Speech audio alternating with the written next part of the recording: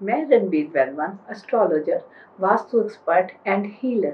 मैं पिछले 30 साल से इन्हीं मोडालिटीज़ में काम करती आ रही हूँ।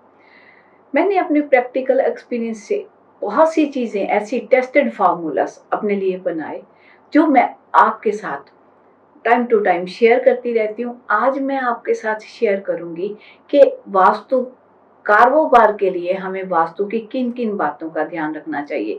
समटाइम क्या होता है, ग्राहक ही नहीं चढ़ते, दुकान पे ग्राहक ही नहीं चढ़ते, बिजनेस में कोई काम चलता ही नहीं।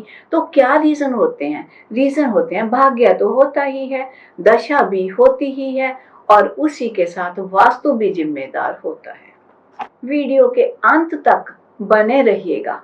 आपको कुछ ऐसी टिप्स दी जाएंगी जो आपके कारोबार में बहुत ही बेनिफिशियल रहेंगी। सबसे पहले, अगर ऐसी स्थिति है तो देखिए कोई प्लांट तो नहीं रखा हुआ अपनी शॉप में, अपने बिजनेस प्लेस पे कोई ऐसा प्लांट तो नहीं रखा हुआ। अपनी फैक्ट्री में कोई कैक्टस का प्लांट हो, कोई बोनसाई। आजकल हम डेकोरेशन के लिए बोनसाई भी रख देते हैं, टेबल पे रख दिया, बहुत हार्मफुल है, बरकत खत्म कर देते हैं वो।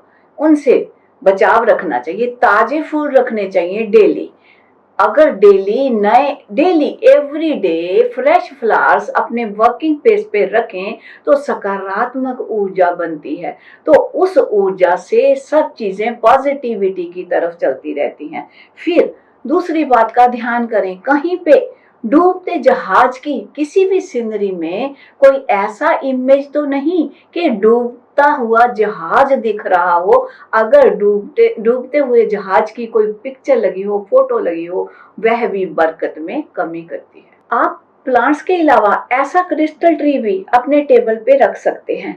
यह क्रिस्टल ट्री रखने से क्या होगा, पॉजिटिव ऊर्जा बनेगी, सकारात्मक ऊर्जा बनेगी, और आप इस ट्री को एनर्जाइज करके रख सकते हैं। बेहतरीन रिजल्ट कब आएंगे, जब इसको एनर्जाइज किया होगा।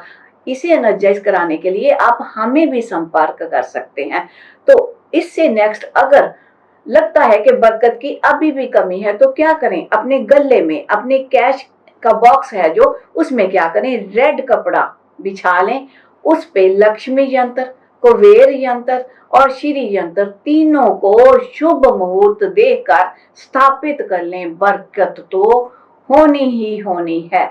और दक्षिण दिशा को चेक कर लें। दक्षिण दिशा में अगर बहुत डाउन है तो उसकी हाइट बढ़ा सकते हैं, दक्षिण दिशा की हाइट बढ़ा सकते हैं, जहां वहां पे कुछ हैवी चीज रख सकते हैं। हम बात कर रहे थे बरकत की। बरकत के लिए हमें गणेश जी की मूर्ति भी लगानी होगी।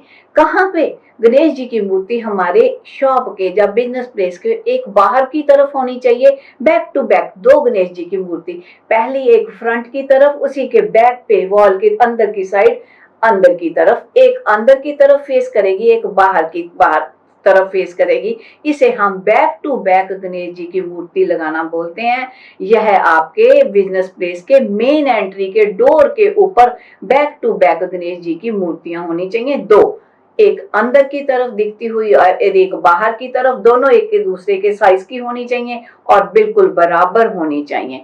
इसके अलावा रेगुलर हमने क्लीनिंग करनी है। क्लीनिंग के लिए जो सामान यूज होता है, जैसे डस्टर हो गया, झाड़ू हो गया, पोछा हो गया, मॉप, ये सारी चीजें, इन्हें छुपा के अंदर कहीं पीछे रखना होता है, फ्रंट पे नहीं होनी चाहिए। अब उस जरूरी चीज की का समय आ गया, उस जरूरी टिप का, जिसके लिए बोला था कि वीडियो को अंत तक देखिएगा। वह क्या है? जो सामान आपका सेल नहीं हो रहा, जिसे आप सेल करना चाह रहे हो, उसे आप अपने वर्क प्लेस पे, उस स्थान पे, अपनी शॉप का नॉर्थ वेस्ट देख कर वहां पे रख दें। देखिए फिर कैसे ग्राहकी लगती है और कैसे आपका कारोबार एकदम से बढ़ना शुरू हो जाएगा।